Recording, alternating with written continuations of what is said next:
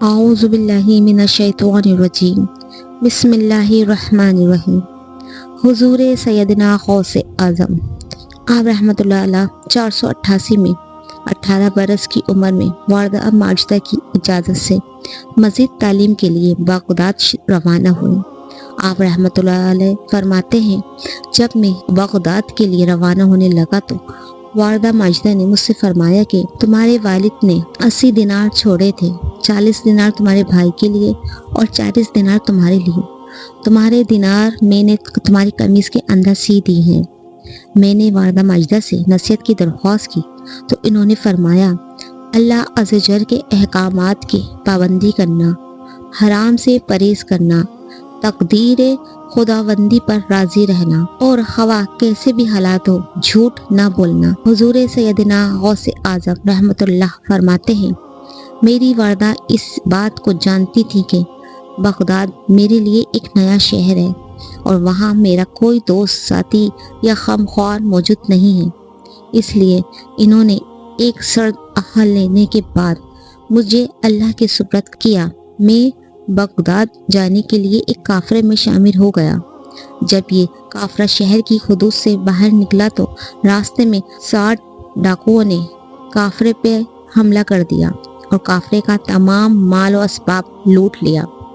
لوٹ مار کے دوران ایک شخص میرے پاس آیا اور پوچھا، اے لڑکے تیرے پاس کیا ہے؟ میں نے کہا، میرے پاس 40 دینار ہیں۔ وہ شخص میری بات کو مذاق سن کر آگے بڑھ گیا۔ اس کے بعد ایک اور شخص میرے پاس آیا اور اس نے بھی مجھ سے یہی پوچھا اور میں نے اسے بھی یہی بتایا کہ میرے پاس 40 دینار ہیں۔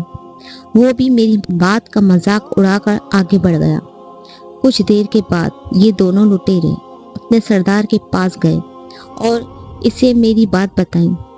اس سردار نے مجھے بلایا اور دریافت کیا کہ کیا واقعی تمہارے پاس 40 دینار ہیں؟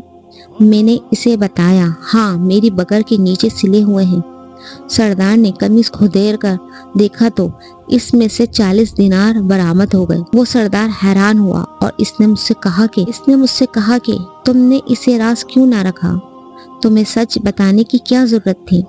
میں نے جواب دیا، میری والدہ نے سفر پر نکلتے وقت اس بات کی نصیحت کی تھی کہ بیٹا، جیسے بھی حالات ہوں تم جھوٹ نہ بولنا۔ لہٰذا جب مجھ سے پوچھا گیا میرے پاس کیا ہے تو میں نے سچ بتا دیا۔ حضور سیدنا غوث اعظم فرماتے ہیں کہ میری بات سن کر اس سردار کی آنکھوں میں آنسو آ گئے اور اس نے ایک آہ بھرتے ہوئے کہا کہ تم نے اپنی والدہ کا عہد نہیں توڑا اور ایک میں ہوں جو سال سے رب کے عہد کو توڑ رہا ہوں اور لوگوں کو لوٹ رہا ہوں۔